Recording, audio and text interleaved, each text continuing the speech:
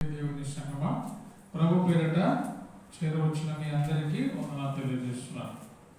ఈరోజు మనం నేర్చుకోబోయేటువంటి అంశము, ఆయన మీతో చెప్పున్నది చేయుడి. ఆయన మీతో చెప్పున్నది చేయుడి. దేవుడు మనతో ఏమైతే చెప్తున్నాడో దాన్ని మనం చేయాలి. ఆయన మాటలో శక్తి ఉంది, ఆయన మాటలో స్వస్థత ఉంది, ఆయన మాటలో అద్భుతం ఉంది. అందుకే ఆయన మాటను మనం వినాలి. ఆయన మాట ఎంతో గొప్పది, ఎంతో ఉన్నతమైనది. అందుకే ఆయన మాట మనం వినాలి. ఆయన మీతో చెప్పున్నది చేయుడి. యోహాను సువార్త చదువుకుందాం, 2వ అధ్యాయము 1వ వచనం నుంచి మనం చదువుకున్నట్లయితే అది మనందరికీ తెలిసిన విషయమే. కానాను వివాహానికి ప్రభు అయిన యేసుక్రీస్తు మరియు ఆయన తల్లి శిష్యులు ఆహ్వానించబడి ఉన్నారు. అక్కడ తల్లి అయినటువంటి మరియ చెప్తున్న మాట, ఆయన మీతో చెప్పున్నది చేయుడి. దేవుడు మనతో చెబితే మనకి ఉండేటువంటి లాభం ఏమి అంటే, ఆయన మనతో చెప్పినప్పుడు ఆయన మాట మనం వింటే మన కొరతలన్నీ కూడా తీర్చబడతాయి. చూడండి, అక్కడ చూస్తే 3వ దినమున గలిలయలోని కానాను ఊరిలో ఒక వివాహం జరిగెను. యేసు తల్లి అక్కడ ఉండెను.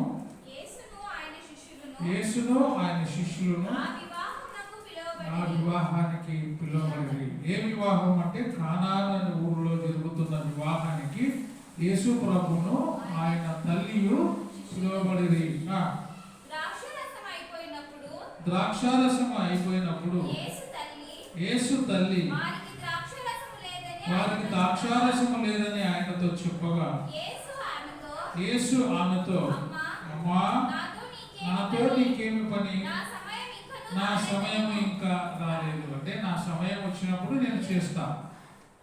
ఇప్పుడు ప్రస్తుతానికి నా సమయం ఇంకా రాలేదు. ఆ గడియ వచ్చినప్పుడు నేను చెప్పే మాటలు చెప్తాను అని. మనం కూడా మనకు ఎప్పుడైతే సమయం వస్తుందో అప్పుడు మాట్లాడాలి, ఎప్పుడైతే అవకాశం వస్తుందో అప్పుడు మాట్లాడాలి. దేవుడు కూడా ఏమంటాడు, ఈ ప్రభు అయిన యేసుక్రీస్తు ఆయన తల్లితో, అమ్మా, నా సమయం ఇంకా రాలేదు. మనకి సమయం వచ్చిన సమయాన్ని సద్వినియోగం చేసుకోలేము. ఆయన అంటున్నాడు, నా సమయం ఇంకా రాలేదు. ఆయన తల్లి పరిచారకులను చూచి ఆయన మీతో చెప్పున్నది చేయుడని. యేసు ప్రభు యొక్క తల్లి ఏం చెప్తుందంటే, పరిచారకులను పిలిచి ఆయన మీతో చెప్పున్నది చేయుడి. ఆయన ఏం చెప్తాడో ఆ మాట వినండి. ఎందుకంటే ఆయన మాటలో శక్తి ఉంది, ఆయన మాటలో స్వస్థత ఉంది, ఆయన మాటలో ఇంకా బలం ఉంది, ఆయన మాటలో గొప్పతనం ఉంది, ఆయన మాటలో స్వస్థత ఉంది, ఆయన మాటలో స్పష్టత ఉంది. అందుకే ఆయన మీతో చెప్పుడని, ఏం చెప్పును అది చేయడని.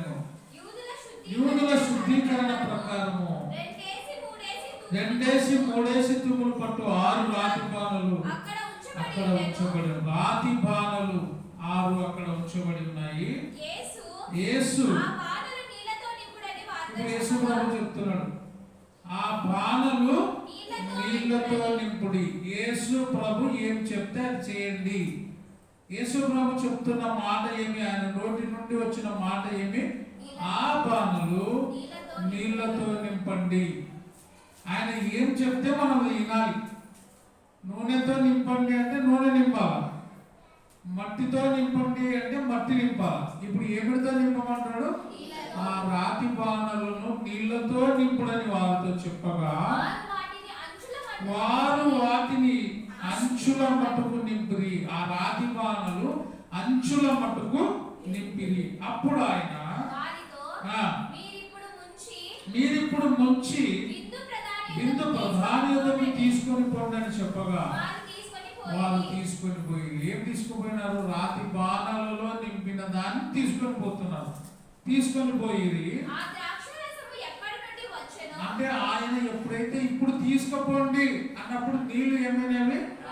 ద్రాక్షారసముగా మారినాయి. అంటే ఆయన మాటలో శక్తి ఉంది.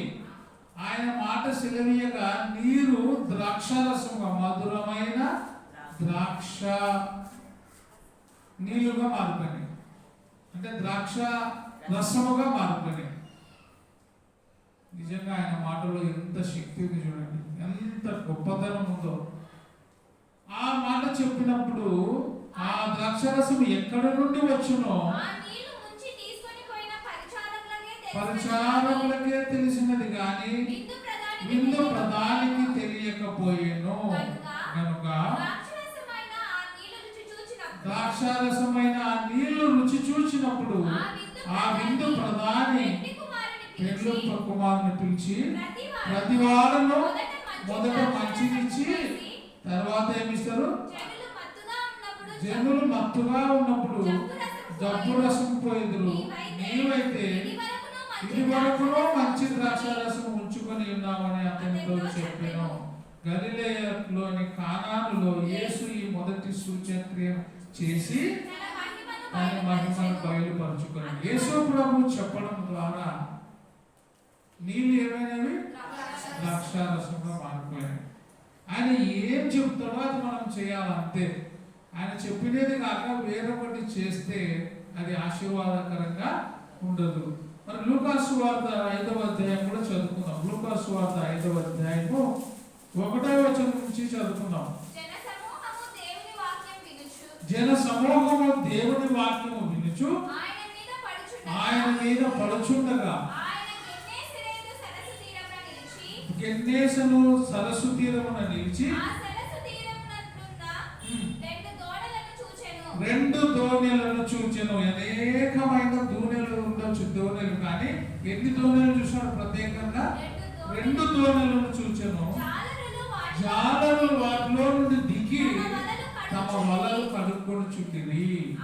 ఎప్పుడు వలలు కడుగుతారు? వారి పని అంతా అయిపోయిన తర్వాత వలలు కడిగి నీట్గా పెట్టుకుంటారు. వీరు కూడా వారి వలలు కడుగుచూ ఉన్నారు. ఆ వలలు కడుగుచూ ఉండడము యేసు ప్రభు చూస్తున్నాడు. ఆయన ఆ దోణెలలో సీమోనుడైన ఒక దోణె ఎక్కి దాని నుండి కొంచెం త్రోయమని అతన్ని అడిగి ఎక్కడ కూర్చున్నాడు? దోణెలో కూర్చున్నాడు. సీమోను దోణెలో కూర్చున్నాడు. అన్ని దోణెలు ఉన్నాయి కానీ అన్ని దోణెల్లో కూర్చోలే. ఎవరి దోణెలో కూర్చున్నారు? సీమోను దోణెలో కూర్చున్నాడు. కూర్చొని కొంచెం దరికి చేరమని చెప్పినాడు. దోణెలో నుండి జన సమూహమునకు ఈ దోణె ఎందుకు ఉపయోగపడింది? సువార్తకు ఉపయోగపడింది. ఆ దోణెలో కూర్చున్నా కూడా ఊరుకోండిలే, సువార్తను ప్రకటిస్తూ ఉన్నాడు. ప్రకటించుచూ ఉండేను. ఆయన బోధించుట చాలించిన తర్వాత ఇప్పుడు చెప్తున్నాడు సీమోను పేతురుతో, అంటే బోధించడం చాలించిన తర్వాత నువ్వు దోణెను లోతుకు పంపించు. లోతు కంటే లోతుగా పోవాలా. ఈడే ఉండంటే ఈడే ఉండాల, ఆగిపోవాలంటే ఆగాల, అంతే. ఆయన ఏం చెప్తే అది వినాల. పేతురుతో ఏమని చెప్పినాడు? నీవు దోణెను లోతులకు తీసుకొని పోయి చేపలు పట్టుటకు మీ వలలు వేయుడని సీమోనుతో చెప్పగా, ఇప్పుడు నువ్వు దోణెలు లోపల తీసుకుపోయి ఇప్పుడు దోణెలు ఏమైనా వలలే. అంతకుముందు వాళ్ళు వేసినారు కానీ వలలు చేపలు పడలే. ఎప్పుడైతే యేసు ప్రభు మాటను విని ఆయన చెప్పినది విన్న తర్వాత ఏమైనా చూడండి, సీమోను ఏలినవాడా, రాత్రి అంతా కూడా మేము ప్రయాసపడితే కానీ మాకేమి దొరకలేయా. రాత్రంతా కూడా మేము అదే పని చేసినాం. లోతుకు పోయి వలలేసినాము, మేము అలసిపోయినాం, ఇంకా మాకు ఒక్క చేప కూడా దొరకలేదని ప్రభు అయిన యేసుక్రీస్తుతో చెప్పగా, అయినను అయ్యా మా పని అంతా అయిపోయింది, ఇంకా ఏమి దొరకనందుకు మా వలలు కడుక్కొనుచున్నాము. ఇప్పుడు నువ్వు చెప్పిన మాట ప్రకారంగా మేము మా వలలు వేస్తాం. నీ మాట చొప్పున మేము వింటాం. ఎవరి మాట? యేసు ప్రభు మాట. ఇంతకుముందు వాళ్ళు సొంతంగా వలలు వేసినారు కానీ ఎన్ని కూడా చేపలు పడలే. ఖాళీ వలలతో వాళ్ళు వెళ్ళిపోతున్నారు. వాళ్ళు వలలు ఇంకా కడుక్కొని వాళ్ళ ఇంట్లోకి పోయే పరిస్థితిలో యేసు ప్రభు చెప్తున్న మాట, మీరు ఇప్పుడు వలలు వేయండి. యేసు ప్రభు చెప్పినప్పుడు ఆ సమయం వచ్చినప్పుడు వల వేయాలి. ఇప్పుడు వల వేయండి అని చెప్పగా, ఏలినవాడా మేము రాత్రంతా ప్రయాసపడినాము కానీ మాకేమీ దొరకలేదు. అయినను నీ మాట చొప్పున మేము వలలు వేస్తున్నామని చెప్పగా, వారు అలాగూ చేసి ఎలాగ చేసినారు? యేసు ప్రభు చెప్పిన మాట వింటున్నారు. ఆయన మాట ప్రకారంగా వలలు వేయగా విస్తారమైన చేపలు పట్టింది. చూడండి, విస్తారమైన చేపలు. అంతకు పూర్వము ఒక చేప కూడా దొరకలేదు. అలసిపోయినారు. రాత్రంతా కూడా ప్రయాసపడినారు. ఇంకా రాత్రంతా ప్రయాసపడడానికి ఎప్పుడు ఇంటికి పోవాలా అని ఉంటుంది. ఆ సమయంలో యేసు ప్రభు చెప్తున్నాడు, మీ వలలు ఇప్పుడు వేయండి అని చెప్పగా, వారు ఎన్ని విస్తారమైన చేపలు పట్టింది. యేసు మాటలో శక్తి ఉంది. ద్రాక్షారసంలో 6 రాజబాణాలు నీళ్లతో నింపగా అవేమైనవి మధురమైన ద్రాక్షారసముగా మారినాయి. ఇక్కడ మీ వలలు వేయండి అని చెప్పినప్పుడు విస్తారమైన చేపలు పట్టింది. అందుచేత వారి వలలు ఏమవుతున్నవి? మామూలుగా పడే చేపల కంటే ఇప్పుడు ఎక్కువ పడిపోయినాయి. వలలు లాగలేక ఏమైనాయి? పిగిలిపోతున్నాయి. అంటే పగిలిపోతున్నాయి వలలు. అంత గొప్పగా ఆశీర్వదించబడినారు వాళ్ళు. ఎవరి మాట చొప్పున విన్నారు? యేసు మాట. మనం కూడా ఆయన మాట ప్రకారంగా వినాలి. మా వలలు పిగిలిపోవచ్చున్నవి. వారు వేరొక తోనెలో ఉన్న తమ పాలివారిని చూసి తమకు సహాయం చేయమని వారికి ఏం చేసినారంట? అయ్యా రండి, మీరు కూడా వచ్చి సహాయం చేయండి. అయిపోయిందిలే, పోదు, సహాయం చేయండి. మా వలలు ఏమవుతున్నవి? పిగిలిపోతున్నాయి. వలలు చాలా విస్తారమైన చేపలతో నిండిపోయినాయి అని ఆ ఎదుట అక్కడ ఉండేటువంటి వారిని పిలిచి సహాయం చేయమని సంజ్ఞలు చేసింది. అంటే వాళ్ళు పిలుస్తున్నారా రా అని పిలుస్తున్నారు. వారు వచ్చి 2 దోణలు మునుగునట్లుగా నింపిరి. ఎన్ని దోణలు? 2 దోణలు. 2 చేపలు కూడా దొరకని వాళ్ళు, ఒక్క చేప కూడా దొరకని వాళ్ళు 2 దోణెల చేపలు. అంటే ఇప్పుడు ఆయన మాటలో ఏముంది? శక్తి. మనం కూడా ఆయన ఏం చెప్తున్నాడో అది చేస్తే మనం ఆశీర్వదించబడతాం. ఎంత గొప్ప మాట చూడండి. అప్పుడు వారిని ఏమన్నాడు? మీరు మీ వలలు విడిచిపెట్టా అని అనలే. ఏమన్నా చూడండి, సీమోను పేతురు అది చూచి యేసు మోకాళ్ళ ఎదుట సాగిలపడి, ప్రభువా నన్ను విడిచిపోవద్దు, నేను పాపాత్ముడను అని చెప్తున్నాడు. ఏలైనగా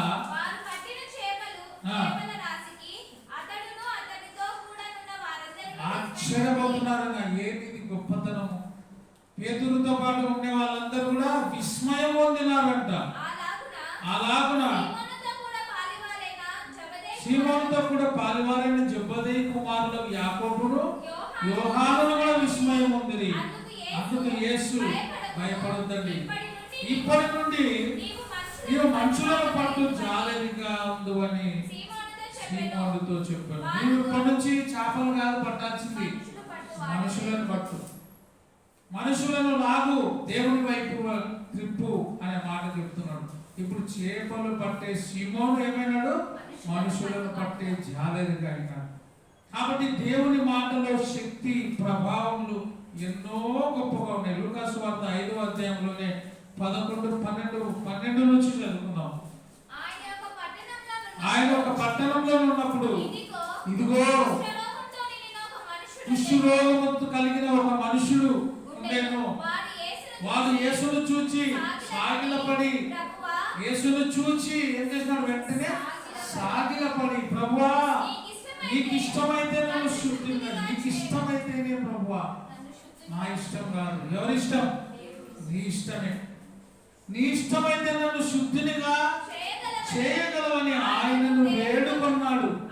మనం వేడుకోవడం లేదు అని కుష్ఠరోగి వేడుకుంటున్నాడు. ప్లీజ్ అన్నదా వేడుకోవడం అంటే ఇంకా రకరకాలు వస్తాయి. ఈ కుష్ఠరోగి కూడా ఆయనను వేడుకుంటున్నాడు. ఇంకా ఈయన ద్వారానే నాకు కుష్ఠరోగం బాగైతుంది. ఆయనను వేడుకొనెను. అప్పుడు ఆయన చేయి చాపి వానిని ముట్టి నాకు ఇష్టమే, నీవు శుద్ధుడవుగా, నాకు ఇష్టమే. ఆయన ఏమన్నాడు? కృష్ణుడు, నీకు ఇష్టమైతేనే నన్ను బాగు చేయి. ఆయన ఏమంటాడు? ఎస్, నాకు ఇష్టమే, నిన్ను బాగు చేయడం నాకు ఇష్టమే. ఆయన మాట చెప్తున్నాడు ఇప్పుడు. ఆయన మాట అంటే నాకు ఇష్టమే, నిన్ను బాగు చేయడం నాకు ఇష్టమే అని చెప్పి వానితో నీవు శుద్ధుడవు కమ్మని చెప్పగా కుష్ఠరోగము వానిని విడిచిపోయి, నాకు ఇష్టమే, నీకు ఇష్టమైతేనే అన్నప్పుడు ఆయన కూడా వెంటనే రిప్లై ఇచ్చినాడు. ఏమని? నాకు ఇష్టమే, నువ్వు శుద్ధుడవు కమ్మని చెప్పగానే వెంటనే వాని కుష్ఠరోగము విడిచాను. ఇప్పుడు ప్రభువు చెప్పిన మాట ఏమని? నాకు ఇష్టమే. ఆయనకు కూడా ఇష్టంగా ఉండాలి మనం అడిగేది. మనం చాలాసార్లు అడుగుతున్నాం, ప్రభా నాకు ఇది ఇది అది ఇది అని. మనం ఏమని అడగల? నీకు ఇష్టమైతేనే నాకు ఈయన. నాకు ఇష్టమైనది కాదు, ఎవరికి ఇష్టమైనది? మనకి ఇష్టమైనవన్నీ అడుగుతుంటాం. కానీ మనం అడిగినవి ఎవరికి ఇష్టంగా ఉండాలా? అందుకే మనం ఏమని ప్రార్థన చేయాలా? ప్రభా నాకు ఏది ఇష్టమో నీకు తెలుసు, నాకు ఏది ఇష్టమో అది నువ్వు, నీకేది ఇష్టమో అది నాకు ఇష్టమైనది కాదు, నాకు ఏమి ఇవ్వాలో నీకు తెలుసు. కాబట్టి నీకు ఇష్టమైనది ప్రభా, నాకు ఇష్టమైనది కాదు. మనకి ఇష్టమైనది అడిగినా కూడా ఆయన దృష్టిలో ఇష్టం కాకపోతే మనం దానిని పొందుకోలేము. అందుకే నీకు ఇష్టము ప్రభా అని మనం చెప్పాలి. కీర్తనలు 30వ అధ్యాయం 5వ వచనం చూస్తే ఏం చెప్తుంటే, సాయంకాలం ఏడుపు వచ్చి రాత్రంతా ఉండినా కూడా ఉదయం సంతోషము కలుగుతుంది. చాలా వాళ్ళకి ఏం కలిగింది? రాత్రంతా కూడా ప్రయాసపడి దుఃఖముతో ఉన్నారు వాళ్ళు. ఉదయం ఏం కలిగింది? సంతోషంతో వెళ్ళిపోయినారు. ఎన్ని చేపలు పడినారు? 2 దోణెలు నిండు మట్టుగా చేపలు విస్తారంగా పట్టినారు వాళ్ళు. ఎంత ఆశీర్వదించబడినారు చూడండి. కుష్ఠరోగుడు నీకు ఇష్టమైతేనే అన్నప్పుడు ఏమన్నాడు? ఎస్, నాకు ఇష్టమే, నువ్వు శుద్ధుడవుగా అన్నప్పుడు వెంటనే వాని కుష్ఠరోగము బాగైంది. అక్కడ యేసు ప్రభు తల్లి ఏమైంది? ఆయన మీతో చెప్పినది చేయండి అన్నప్పుడు ఆయన ఏం చెప్పినాడో అది చేసినారు. చివరిగా ఒక చదువుకొని ముగించుకున్నాం. లూకాసు సువార్త 5వ అధ్యాయం 1వ వచనం నుంచి చదువుకుందాం. లూకాసు సువార్త 5వ అధ్యాయం 1వ వచనం నుంచి. అదే కదా. మత్తయి సువార్త 8వ అధ్యాయం 5 నుంచి 8 వరకు.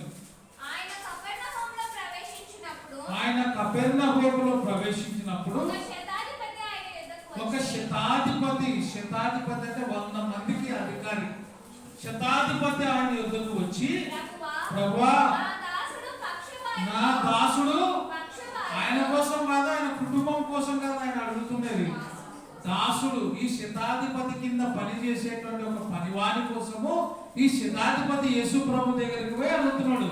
అయ్యా, నా దాసుడు పక్షవాయుతో బాధపడుచున్నాడు, ఇంటిలో పడి ఉన్నాడని చెప్పి ఆయనను వేడుకొనెను. యేసు నేను వచ్చి వారిని స్వస్థత పరిచేదని అతనితో చెప్పగా ఆ శతాధిపతి, ప్రభువా నా ఇంటిలోకి వచ్చుటకు నేను పాత్రలో, నువ్వు చాలా గొప్పవాడు నాయనా, నా ఇంటికి వచ్చుటకు నేను యోగ్యుని కాదు. ఆయన ఏమన్నాడు? నీ ఇంటికి నేను వస్తా, వచ్చి నేను స్వస్థత పరుస్తా అంటే ఆయన ఏమంటాడు? నా ఇంటికి వచ్చేటప్పుడు నాకు పాత్రను కాదు నాయనా అని చెప్పగా, ఎంత గొప్ప మాట చూడు ఇక్కడ. నువ్వు రావద్దు ప్రభా నా ఇంటికి, నువ్వు మాట చెప్తే చాలు, నువ్వు రావాల్సిన అవసరం లేదు ప్రభా, ఎందుకంటే నేను అంత గొప్పని కాదు, నీ మాట మాత్రము సెలవేయమని చెప్పగా అప్పుడు నా దాసుడు స్వస్థత పరచబడును. నేను కూడా అధికారంలోకి లోబడిన వాడు, నా చేతి కింద సైనికులు ఉన్నారు, నేను ఒకరిని పొమ్మంటే పోవును, ఒకరిని రమ్మంటే, నా కింద కూడా పనివారు ఉన్నారు నాయన, ఒకడు పొమ్మంటే పోతాడు, ఒకడు రమ్మంటే వస్తాడు.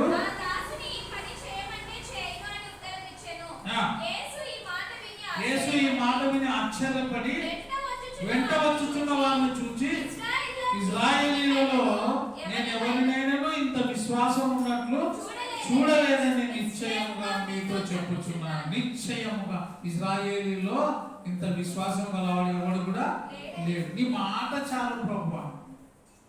అందుకే నీ మాట చాలయ్యా, నీ చూపు చాలయ్యా, నీ తోడు చాలయ్యా, నీ నీడ చాలయ్యా. నీ మాట చాలయ్యా, నీ చూపు చాలయ్యా, నీ తోడు చాలయ్యా, నీ నీడ చాలయ్యా. నీ ఉంటే నాకు చాలు యేసయ్యా, నీ వెంటనే ఉంటానేసయ్యా, నీ వెంటనే ఉంటానేసయ్యా. నీ మాట చాలు ప్రభువా. నువ్వు మాట మాత్రం సెలవిస్తే నా దాసుడు స్వస్థత పడతాడు. కాబట్టి ఆయన మాట ఉత్తమమైనది, ఆయన మాట పవిత్రమైనది, ఆయన మాట రమ్యమైనది, ఆయన మాటలో శక్తి ఉంది, ఆయన మాటలో బలం ఉంది, ఆయన మాటలో ప్రతి అపవాది కూడా తొలగించబడతాయి. కాబట్టి మనం ఆయన మాటని ఆయన మాట ప్రకారంగా నడుచుకోవాలి. మనం క్రైస్తవులైన ప్రతి ఒక్కరూ కూడా ఆదివారం ఆయన సన్నిధిలో చేరి అపోస్తుల బోధయందును సహవాసమందును రొట్టె చేయటందును ప్రార్థన చేయటం అందరికీ వందనాలు. Thank you. ప్రార్థన చేసుకుందాం.